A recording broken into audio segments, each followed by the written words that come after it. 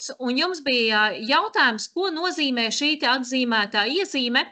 Šeit ir domātā atzīmētā iezīme, lūk, šis te asumiņš, kas augšā veidojās. Pie mazā B burta pati cilpiņa, ja mēs par pašu šo mazo cilpiņu runājam, nozīmē apņēmību. Ja cilpiņas noslēguma līnija iet taisni no apņēmība kā apņēmība, ja viņi virzītos uz augšu, kas šajā gadījumā diezgan apšaubām, tad tas vairāk būtu tāds entuziasms, enerģiskums, apņēmīgāk rīkoties ar savas veselības jautājumiem, tur iet vingrot, pareizi ēst, ievērot, ko ārsts saka, to, ko parasti neviens nedara. Ja iet virzienā uz leju, tad tas ir vairāk tāds, ka cilvēkam iztrūks motivācija vienā brīdī. Viņš tāds, jā, man vajag tur vingrot, vajag ēst, vajag darīt to, bet, ziniet, pirmās 3 dienas un pēc tam jau grūtāk atcerēties. Savukārt šis asums, kas jums parādījās, pareizā atbilde arī bija nekas cits, kā izjūt nemieru par veselības jautājumu risināšanas gaitu. Un par to atbild tieši šis te asums. Būtībā tas ir iekšējs nemieris, satraukums, ka cilvēkam varbūt tās liekas, ka ne līdz galam viņam tā veselība atjaunojas, vai tur, es nezinu, kaut kas spiež, sāp, jeb traucē, kas rada uztraukumu, vai arī, ir kaut kas jūt, ka veselībā nav labi, bet tajā pat laikā ir bail pie ārsta aiziet, jo, mazums, ko tas āsolo ņems, tur pateiks, tātad ir šīs te bailes par to veselību. Tātad sev piefiksējiet, šis asums ir iekšējais nemiers saistībā ar veselības jautājumiem. Tātad, te vairāk par tādu risināšanas gaitu pat ir. Vai arī tur būtu finanses pietrūks, vai nav iespēja aizbraukt līdz ārstam. Varbūt tas ārsts vispār ir jāgaida tur 6 mēnešus, bet tajā pat laikā, fiziski jūt, ka vajadzētu kā ātrāk to ārstu.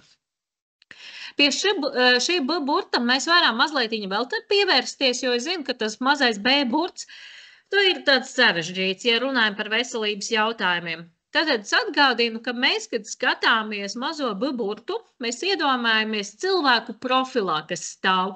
Būtībā šeit visi būtu mugura, te veidojās vidus daļā muguras jostas daļa. Un apakša vairāk jau būtu kājas, respektīvi kāju locītavas. Ja runājam par veselību, es gan atgādinu, grafologs nav diagnostiķis, mēs diagnozes nestādām. Un patiesībā tāds diagnostiskāks vairāk tos medicīnas rakstura jautājumus var izteikt tikai tie cilvēki, kuriem ir kaut kādi medicīniskie grādi vai ārstniecības personas. Pārējie vairāk izsaka klientam. Es jums ieteiktu tam pievērst uzmanību. Aizstaigājiet līdz ārstam, uztaisiet veselības čekingu un tam līdzīgi. Tā kā jūs neizsakat tā, visas problēmas tev ir mugurā, problēmas plaušās, problēmas tur. Pirmkārt, jūs to nabaga cilvēku iedzīsiet stresā, ne pa jokam. Un arī atcerieties, grafologs nav diagnostiķis. Tam arī tomēr ir vajadzīgi izmeklējumi. Tie, kas ir ārstniecības personas un mediķi, viņi ļoti labi fizioloģiski saslēgs to kopā, un viņi var tā kā izskaidrot jēgpilnāk un plašāk.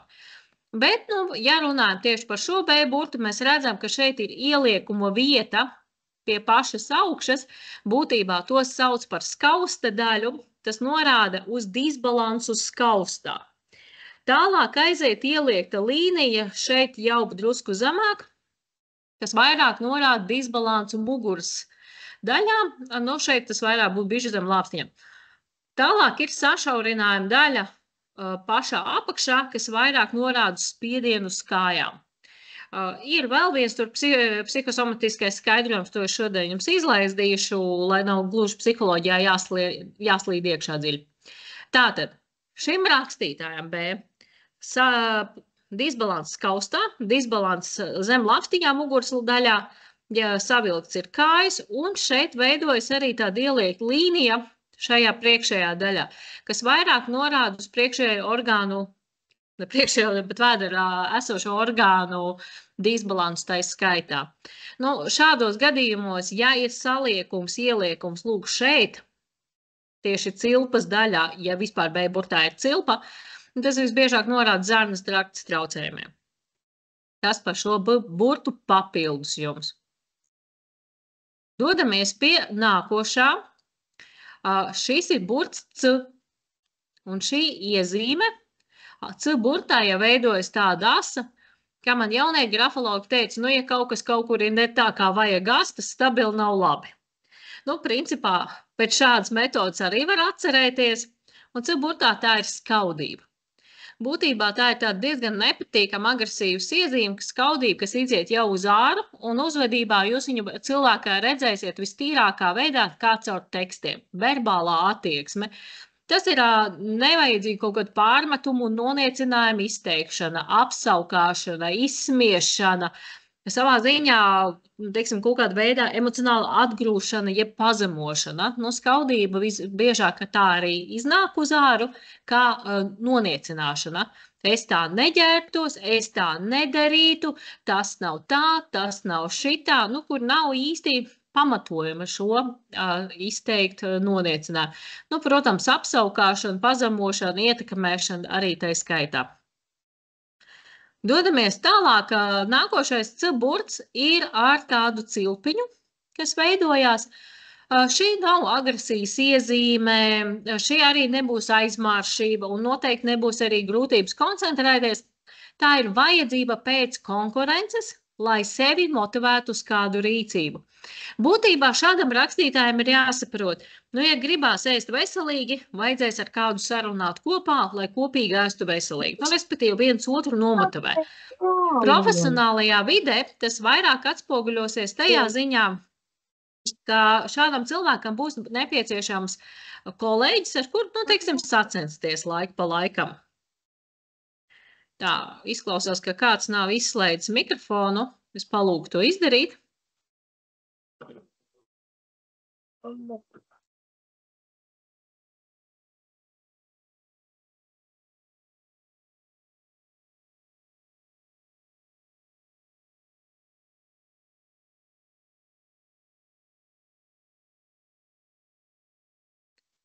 Jā, izslēdz visiem mikrofonu savtai skaitā. Tātad, jā, par veselīgu konkurenci starp kolēģiem, starp draugiem, lai sasniegtu kaut kādu veiksmīgāku rezultātu. Nu, ar C burtiem parasti ir ļoti vienkārši, jo tur daudz nav ko analizēt. Savukārt D burts jau kļūst sarežģītāks un kļūst arī grūtāk izprotamāks. D burts ir attieksme pret sevi, kā es, kā persona izturos pret sevi. Un līdz ar to, ja D burta ovāls atdalās no burta kātiņa, šis norāda to, ka privātajā vidē ir kaut kādi jautājumi, kam, nu, ir reāli bail pieķerties. Būtībā ir tā, ka privātajā vidē ir kaut kāda problēma, vai tā ir attiecība problēma, vai ar vecākiem bērniem, mīļoto personu, vai jebkāda cita tur par attīstību. Tad vienkārši šī problēma tiek atgrūsta tālāk, zināts, varbūt vēlāk. Es kaut kad to izdarīšu, es kaut kad izrunāšos par šo tēmu, es kaut kad pieķeršos, es kaut kad piesēdīšos un risināšu to. Tātad viņa tiek atbīdīta un būtībā ar to mērķi varbūt pati atrisināsies un būs miers beidzot. Jāatzīst, ka dažas problēmas tiešām arī atrisinās pašas no sevis, bet lielākoties tomēr būs viņām jāpieķeras klāt. Principā tā ir baiļu iezīme. Bailes no kaut kādas emocionālas agresijas vai bailes no kaut kādas situācijas, kas varētu šādā veidā iznākt uz āru. Līdz ar to cilvēks labāk bēgs no šīm problēmām. Bēgt varam mēs daudz kur. Mēs varam bēgt darbā, mēs varam bēgt dažādos hobijos, mēs varam bēgt arī ar tādu komunikāciju, man tas nesatrauc, man vienalga, man nav svarīgi. Tā kā arī šādos veidos mēs varam bēgt tā ar kādu kā noraidījumu pašu par sevi vai agresīvāku rīcību. Savukārt par F burtu. F burts attiecās faktiski tikai un vienīgi uz profesionālo vidi, lai gan no F burta mēs diezgan labi varam arī saprast, cilvēkam labāk dzīvo tur laukos, pilsētā, dzīvoklī, plašā mājoklī. Bet lielākoties tomēr mēs viņu skatāmies tieši kā profesionālās vidas rādītāji.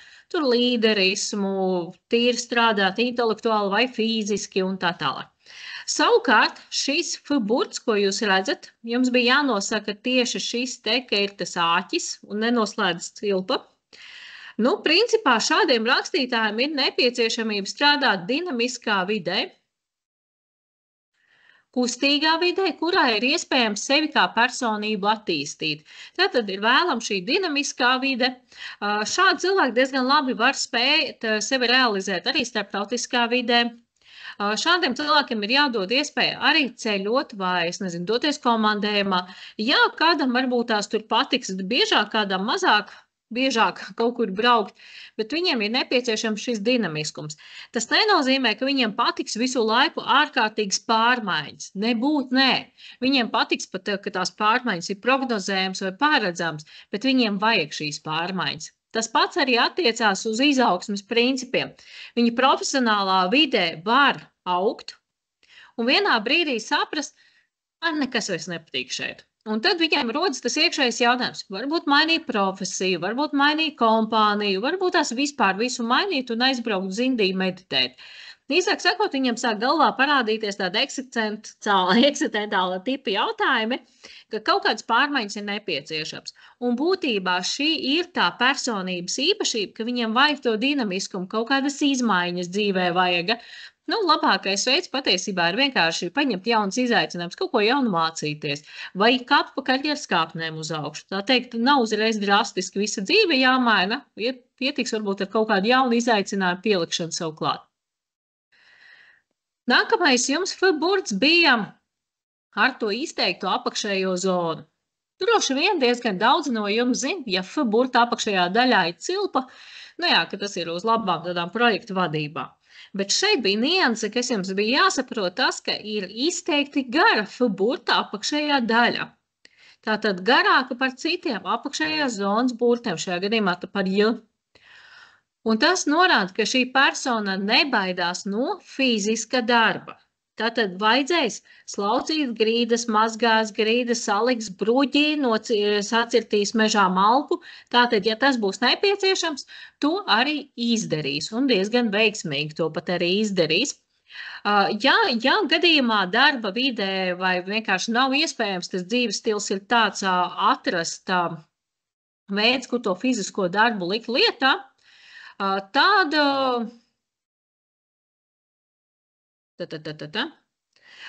ja fizisko darbu liek lietā, nu, teiksim, ja nav, kur to bruģēt, tad var darīt tā, ka iet sporta zāli, tātad šīs sportiskās aktivitātes veidot.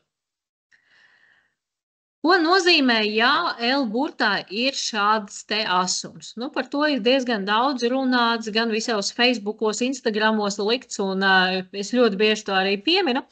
Būtībā šis parāda paaugstināt stresa ietekmi, kas atspoguļosies emocionālajā pašsajūtā.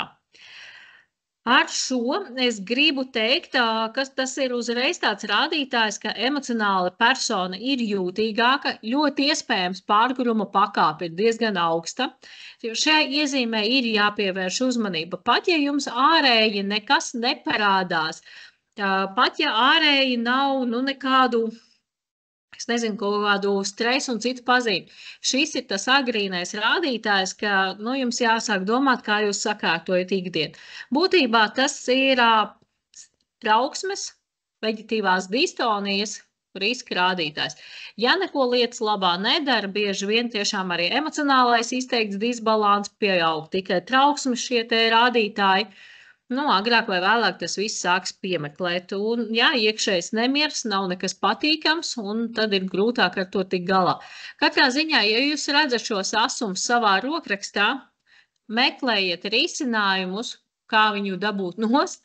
Šajā gadījumā tie ir elpošanas vingrinājumi, tie ir hobiji, tas ir sports, tās ir mācības, tā ir vides pamainīšana. Tā ir darba plānošana, darba un privātās vides sakārtošana. Uzturs, bez tā nekur. Uzturam tiešām būs ļoti liela nozīme, tā kā arī tam ir jāpievērš uzmanība. Tāpat tās arī fiziskā labsajūta pati par sevi, kā jūs viņu veidojat. Nākamajā burtā, šis ir burts P, un viņš tāds ļoti īpatnējs. Es ceru, ka rokrakstos jūs tādu ļoti reti redzēsiet. Tātad izteikti gara šai burta pagara augšējā zona. Ja ir nedaudz pagarināts, tad mēs runātu par labām argumentācijas spējām. bet šeit ir izteikti garš. Tātad būtībā šī pagarinājuma līnija ir 2,5 reizes garāka par pašu P burta vidusdaļu. Un tā ir šizoīda rakstura traucējumi, kas atspoguļosies uzvedībā. To arī sauc par šizofrēnijas riska rādītāju. Tātad var būt gan šie šizoīdie traucējumi, gan šizofrēniskie riska rādītāji. Ko tas nozīmē, ja mēs šādu rokrakstā ieraugam? Pirmkārt, nevajadzētu šo cilvēku īpaši provocēt. Tātad mēs esam ar šādu cilvēku tolerantāki jebkurā gadījumā. Ar visiem vajag būt tolerantiem, bet ar šiem jau īpaši. Šizoīda traucējumi tas nenozīmē šizofrēniju uzreiz. Tā ir antisociāla uzvedība ar savdabīgām uzvedības īpatnībām kā tādām, ar ko mums ir jārēķinās. Jā, tur var būt nesaprotama impulsīva rīcība kaut kādā brīdī, kas tiešām var ietekmēt arī mūsu labsajūtu pašu par sevi. Jā, šizoīda rakstura traucējumiem arī ir ļoti raksturīga spēcīga manipulācija, dažkārt arī emocionālas agresijas izpausmes veidi, kas atspoguļosies verbāli. Te ļoti atkarīgs arī no citām stresa klātesamības un vēl visādiem citādiem apstākļiem, bet katrā ziņā šādi cilvēki diezgan bieži rīkojas negodprātīgi, un ar to ir jārēķinās. Tiesa gan ne finanšu jautājumos. Uz negodprātīgām finansēm ir cits burts, kas jums šoreiz testā nebija. Par drukātajiem burtiem rokrakstām. Ja raksta tikai drukātiem burtiem, protams, tad mēs viņus analizējam, kā jau drukātos burtus. Savukārt ir cilvēki, kas raksta parastos rakstītos burtus un pa vidam met iekšā drukātā stila, jeb to saucamos print style, kas ir mazie burti drukātie, kā šeit gadījumā R, tas varēja būt arī A burts un tam līdzīgi. Tas norāda uz radošumu. Vienīgi S burts, kur arī var rakstīt drukāti. Tas gan būs uz pavisam ko citu, tas pat noslēpums, bet palīdzēšanu. Bet ja A burts mets pa vidu drukāts, R burts, citi F burtu raksta, citi E burtu liek iekšā drukāto pēkšņi starp rakstiskajiem. Tas ir radošuma iezīmes, spēja domāt nestandartā, izdomā kaut kādas interesantas idejas. Savukārt, ja par S burtu mēs runājam, tātad, ja S burta drukātā stila apakšējā daļa ir platāka, daudz vienkāršāk būs otram cilvēkam palīdzēt praktiski. Tātad iet ar darīt ar rīcību. Ja šādam cilvēkam kāds paprasa aizdot naudu, viņš vienkārši aizdos. Nevis tur gudri filozofēs par kaut kādiem citiem jautājumiem, bet vienkārši ņems un izdarīs. Paprasīsiet, sienas nokrāsot, arī šis cilvēks atnāks praktiski palīdzēt. Arī šis burts ir diezgan daudz publiski apspriests, un šajā burtā neatkarīgi tas ir drukātā vai rakstiskā stila, tāda cilpiņa augšā var parādīties. Un tas norāda uz pašdisciplīnas trūkumu, bet tas norāda arī uz grūtības pateikt citiem nē. Tātad es no šāda rakstītāja diezgan viegli varu izspiest palīdzību. Tiesa gan grūtības ir pateikt arī nē savām vājībām. Te jau varētu runāt arī par to pašu pašdisciplīnu, ka tas faktiski ir tas pats. Šeit ir tās, ka cilvēks labi var apzināties, ka nē, šokolādu uz nakti nav tas labākais, ko ēst, bet, paslīd tā kāja, tā šokolāda trāpās mutē tomēr, vai arī tur, kuri mēģina atmest smēķēšanu, vai regulāri vingrot, kas saka, rītdien jau vienmēr pienāks. Attiecīgi šeit atbildes bija visas pareizas. Un, ja šī cilpiņa rokrakstā tur parādās no 10 burtiem, vienā, divā, baigi jau tur par to nevajadzētu uztraukties. Bet, ja vairāk kā puse, tas parāda, ka jāpiestrādā vien pie tās pašdisciplīnas būs. Dodamies pie nākošā burta, Z burts. Šis ir Z, un tiešām viņu var izvilkt tādu kā savdabīgu vienenieku. Principā šī trīsstūra daļa, kas veidojas Z burtā, norāda uz tādu diezgan nesaudzīgu attieksmi pret kolēģiem, sadarbības partneriem, tais skaitā faktiski pret jebkuru, ar kuru es kopā sadarbojos. Tas ir tāds, jau komunikācija kļūst asa, diezgan tieša, reizēm tāda nevajadzīga, pat agresīva. Tagad mēs varētu teikt, tur arī toksiski un tam līdzīgi, bet šeit vairāk ir tāds asums, tiešums, nesaudzīgums, nepiedomāšana, ka tie vārdi var otru kaut kādā veidā aizskart vai pazemot vai otram likt justies kaut kā ļoti nepatīkami. Jums te pie 13. jautājuma bija, ka jāsaliek pārus. Šeit es laikam to tā nevarēšu jums attainot pa tiem pāriem, bet paskatīšos, kā jums ir veicies ar to pāru salikšanu. Puse no jums, vairāk kā puse atbildēja pareizi uz tiem pāriem. Rokraksts ir mainīgs, tas nozīmē to, ka cilvēkam svārstās mainās emocijas, tāpat tās arī var būt virsmas ietekme, pašsajūtas ietekme, ātruma ietekme. Savukārt, ja rakstot burti savstarpēji netiek savienoti gandrīz vispār, šiem cilvēkiem ir ļoti grūti sastrādāties komandā. Ja viņi ir gan pašpietiekami, tā kā vairāk vērst savā ziņā uz sevi, viņi ir vairāk individuālisti, un līdz ar to viņi komfortablāk jūtās, ja citi, saka, nemaisās pa kājām. Viņi diezgan labi var strādāt arī attālināti, un viņiem ir pietiekoši komfortabli, ja īsto kolēģi varbūt nav apkārt. Ir maziņš izņēmums, var būt tā, ka burti visi ir atdalīti, bet ir diezgan liela viduzona. Jā, šie cilvēki var strādāt ar citiem cilvēkiem, bet te ir vairāk tāds atnācu, es ar jums visiem pastrādāju, visi eju mājās, no jums visiem atpūsties.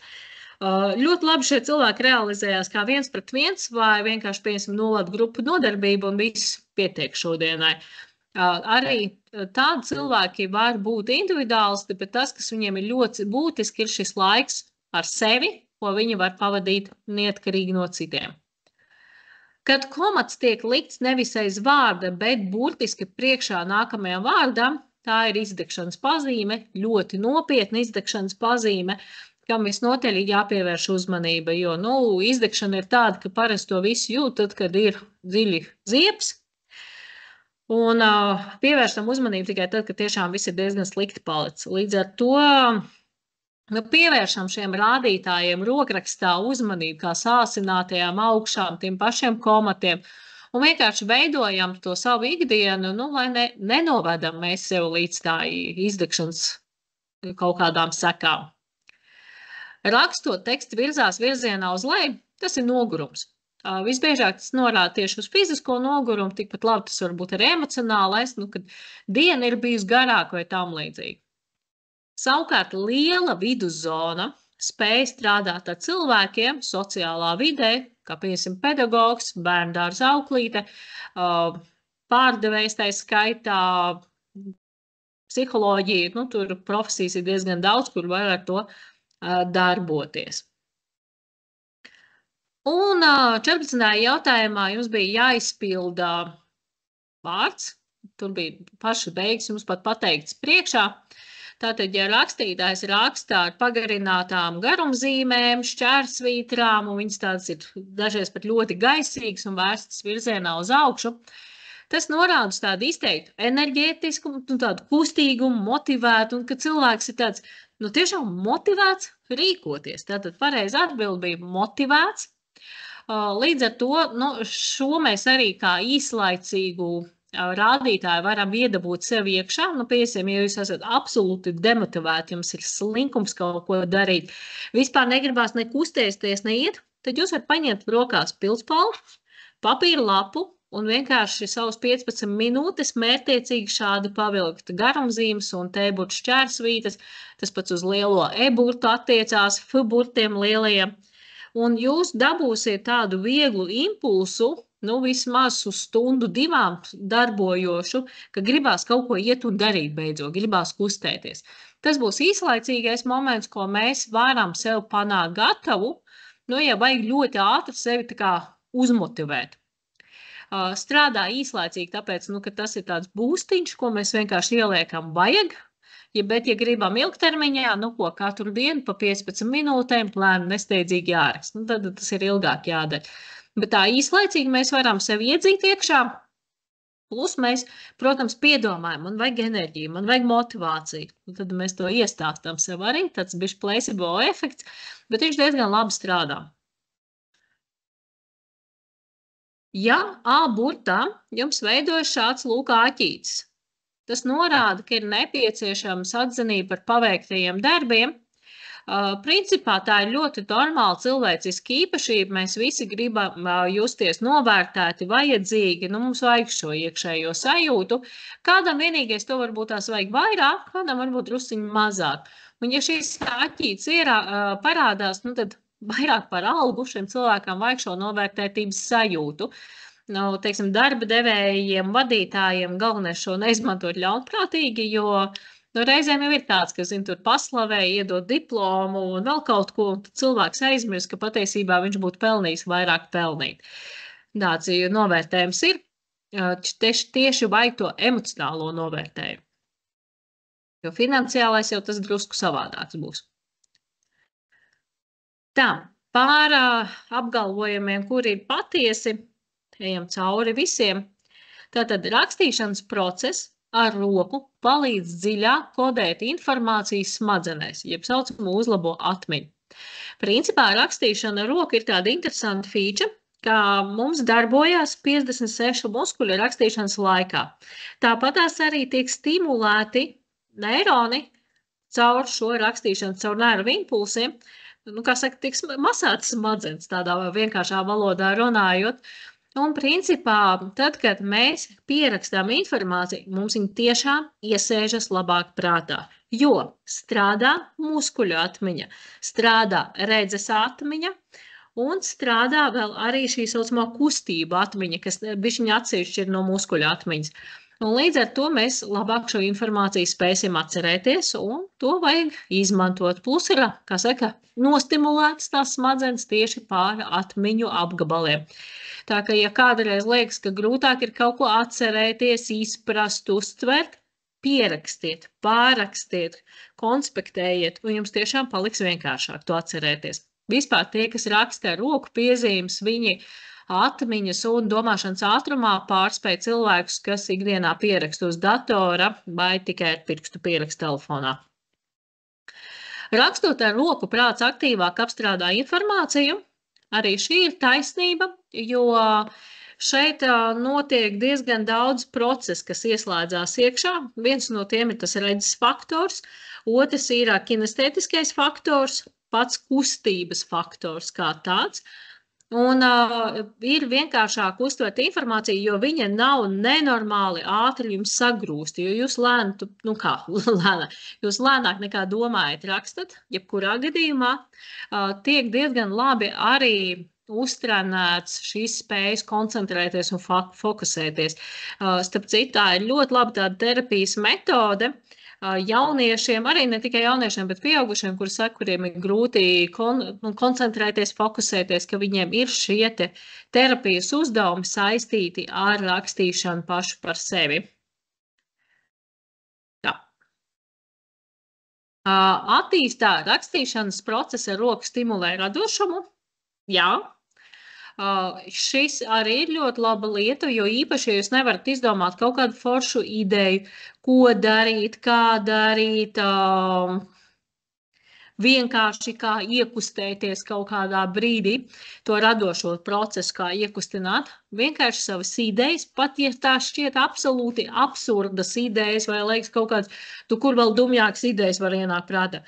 Pierakstiet. Vienkārši un veidojiet to saucamos prāta mākoņus, kad ir vārds un apkārt vārdām vēl kaut kādas idejas sarakstītas.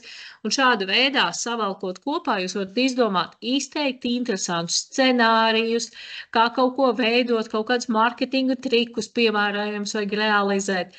Tieši tie pierakstīšanas procesi, iekrāsošanas, apvilkšanas un viss, tas ir diezgan labi stimulē šo radošumu, un viņu noteikti vajag izmantot savā labā. Un visbeidzot, attīstot ieradumu rakstīt ar roku, tiek veidot labas darba prasmes un koncentrēšanās spējas. Jā, šis ir tāds labs arī, kas veido šo rutīnas tipu plānošanu kā tādu, to noteikti vajadzētu izmantot. Īsāk sakot, šeit bija visas pareizas atbildes. Nākošais, jums arī bija kaut kas garš un plaši jāatbild. Cilvēki mēdz izjust iekšēju diskomfortu, ja viņu rīcība neatbilst viņu pārliecībai. Ja nekas netiek darīts, rodas emocionālā rakstura traucējumi, trauksme, nemieras, depresijas stāvokļi un tam līdzīgi. Kāds varētu būt risinājums? Būtībā šeit ir runa par to saucamo kognitīvo disonanci, kad cilvēka rīcība neatbilst viņa pārliecībai. Tātad es kaut ko daru, bet saprotu, ka tas galīgi nav tas, ko es gribu darīt. Vai arī es kaut ko pretrunā ar saviem uzskatiem daru. Nu, jāatzīst, ar šādu situāciju mēs varam diezgan daudzi saskarties, kurš ātrāk, kurš vēlāk, kurš ilgākā periodā, kurš mazāk ilgākā periodā. Un bieži vien tieši tas iekšējais nemieris un nespēja izbaudīt dzīves ikdienu veidojas tieši no šejienes, ka paša rīcība neatbilst tam, ko gribētos darīt, vai par ko būtu tā galvenā pārliecība, kas būtu un kā jādara. Un galvenais risinājums, ko tad vajadzētu darīt, ir mainīt savus uzskatus vai uzvedību. Tātad mums jāmaina vai nu rīcība, vai nu pārliecība. Tātad kaut kas mums tomēr būs jāmaina savā uzvedībā, savā attieksmē, un nekā savādāk to nevarēs mainīt. Jums nepalīdzēs pilnīgi nekas, ja jūs turpināsiet domāt kā ierasts un darīt kā ierasts. Nu, vienkārši dzīvē nekas nemainīsies, un jūs visu laiku būsiet šajā nesaprotamajā diskomforta stāvoklī. Tātad tiešām būs vai nu pārliecība jāmaina, vai rīcība. Un tas arī cilvēkiem būtu jāiesaka, kas prasa, ko tad darīt. Ja mēs kaut kam ticam, tad burtiski pat fizioloģiskā līmenī mainās mūsu pašsajūta. Šī iemesla dēļ placebo efekts spēj sniegt vērā ņemams rezultāts arī fiziskā līmenī. Vai grafoterapija ir pieskaitām pie reālas terapijas veida, kas maina pašsajūtas procesus fizioloģiskā līmenī, vai tomēr tas ir uzskatāms par placebo? Pirms atbildēt šo jautājumu, es gribu pateikt, ka patiesībā zobeni tiek šķilti riktīgi un regulāri par šo jautājumu. Burtiski pagājušā gada nogalē bija vēl viens tāds liels, diezgan apjomīgs pētījums tieši par rakstīšanas terapiju, kur arī tika iekļaut šī grafoterapija. Rezultāti labi. Tiešām cilvēks nomierina, viņi labāk savācās, viņi tur ir strukturizētāki un tam līdzīgi. Bet tur bija arī grafoterapija iekļaut tādām lietām kā motivācijas celšanai. Tur šai pētījumā arī bija iekļauts arī emocionālās labsajūtas uzlabošanai, depresivitātes mazināšanai, tur diezgan daudz bija. Un kādi te bija rezultāti? Bija cilvēki, kas pildīja tiešām pēc šīs grafoloģijas prasībām, tad bija cilvēki, kas vienkārši rakstīja savu to posmiņu, tur bija gan pusstundu visiem jāraksta. Un bija tie, kas vispār neko nedarīja. Un rezultātā tie, kas veica šos uzdevumus balstoties uz grafologu ieteikumiem, kā grafoterapija, viņi uzrādīja gandrīz labākus rezultātus, bet turpat blakus bija arī tie, kas vienkārši rakstīja. No kā tika izdarīts secinājums, ka jā, pieliekot klāt šos grafologu ieteikumus, rezultāti var sasniegt labāk, bet tās atšķirības nav nemaz tik lielas, ja vienkārši raksta ar roku. Tātad secinājums galvenais ir rakstīt. Tie, kas neko nedarīja, viņiem viss tāpat kā iepriekš bija, nekas dzīvē nebija mainījies. Kas ir interesantākais paskatīties pēc tam, cik ilgi tad tas saglabājās. Un interesantais ir fakts, ka šis saglabājās aptuveni 2 līdz 6 mēnešus, pēc tam pazūd. Kas norāda to, ka ja mēs gribam uzturēt šo vēlamo, ko mēs, pacelt to pašvērtējumu, mazināt to trauksmes sajūtu, tad būtībā mums ik pa 2 mēneši ir jāatkārto šis grafoterapijas process. Tur tas ieteikums gan esot nevis tur rakstīt tur mēnesi no vietas, bet nedēļu no vietas, pēc tam tā kā profilaktiski to atkārtot, un tad to efektu var diezgan labi noturēt ilgstermiņā.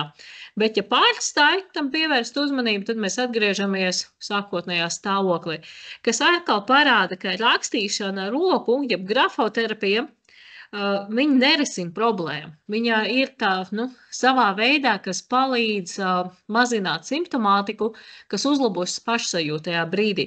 Tātad secinājums ir vienkārši, jā, grafoterapija ir laba lieta, bet tas būs tāds, kā, ziniet, ātri iedzert pretsāpju zāles, lai risinātu pamatu problēmu. Un šajā gadījumā tie ir tieši tas pats. Jā, mēs varam ņemt grafoterapiju talkā, lai ātrāk un vienkāršāk atrastu pamatojumu lielajai problēmai un to atrisināt, lai būtu vieglāk to izdarīt. Un principā tas ir gan placebo, gan reāls fizisks process, jo šeit strādā tiešām pašas suģestijas princips, ka mēs tiešām zinot, kāpēc to darām, priekš kam mēs to darām, mēs tam ticam, un tad tas rezultāts ir tiešām efektīgāks, tas būtībā ir šis placebo efekts. Bet ir arī reāli novērots fiziski procesa izmaiņas smadzenēs, tie procesi mainās, tātad arī šie darbības, smadzeņu darbības tie funkcionalitāte arī uzlabojas, kas, parāda, jā, ka ir arī tīri fizioloģisko šo procesu uzlabošanās. Un kas vislabākais rādītājs, ko arī šobrīd visvairāk izceļ, tas ir spēja labāk sevi pārvaldīt emocionāli, savākt sevi emocionāli. Būtībā cilvēks kļūst mierīgāks, ja viņš veic šo grafoterapiju vai rakstīšanas terapiju. Tā kā tā ir to grafoterapiju. Un ejam tālāk.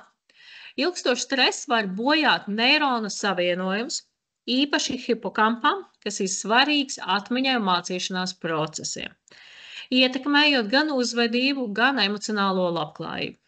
Kuros burtos primāri varam redzēt stresa ietekmi uz rakstītāju? Šeit ir domāts distress, respektīvi negatīvais stress. Un, jā, ja tas ir ilgstoši jūsu dzīvē, nepie kā laba tas visu noteļ nenovedīs. Tātad, arī, ja mēs redzam, mūs visus piemeklē kaut kādā laika periodā stress, tas ir pilnīgi kādam tur projekti kaut kādi, kādam vēl kaut kādas situācijas. Tas ir normāli un mums ir jāmācās ar to tik galā, baidīties no tā noteikti nevajag. Jo būtībā iemācoties ar vienu stresu tik galā, mēs audzējam principā imunitāti šajā ziņā pret stresu. Nākošā reizē mēs tiksim galā ar lielākajiem izaicinājumiem tā tālāk. Tā kā baidīties no tā nevajag. Bet tas, ko noteikti nevajadzētu pieļaut, ka šis negatīvais stress ir regulārs. Tātad paciest negatīva rakstura attiecības, paciest visu laiku kaut kādus pazemojumus, noniecinājumus un tā projām. Tātad mums ir jāmeklē šie risinājumi. Stresu var redzēt ļoti daudzos burtos, faktiski teikt gan arī visos. Bet primāri mums jāpievērš uzmanība ir I un J burtiem punktiem. Ja punkti atgādina komatu, svītriņu, garumzīmi, īsāk sakot, viņš izskatās ne pēc punkta, tas ir stresa rādītājs. Vēl iesaku skatīties arī uz komatiem. Un visbeidzot, jums pēdējais jautājums bija jau par pašiem burtiem. Lai mazinātu nepatīkamu emocionālo stāvokli, mēs mēdzam izmantot kognitīvās aizsardzības mehānismus, piemēram, noliekšanu vai racionalizāciju, respektīvi loģiskošanu, tā tam vajadzēja būt. Lai gan šie mehānismi var īslaicīgi samazināt diskomfortu, taču ilgtermiņā tie kavē efektīvu emocionālo regulācijas attīstību, padarot cilvēku impulsīvu un pat agresīvu. Kur atbilde norāda, ka rakstītājs var rīkoties agresīvi. Šeit ir vairākas atbildes iespējams, iesim pēc kārtas. Tātad uz agresiju norāda asie savienojumi ar nākamo burtu. Tātad šeit tas asums. Otrajā burtā tie ir asumi visi iespējami. Ja ovāls ir sāsināts, tas pat uz atriebīgumu var norādīt.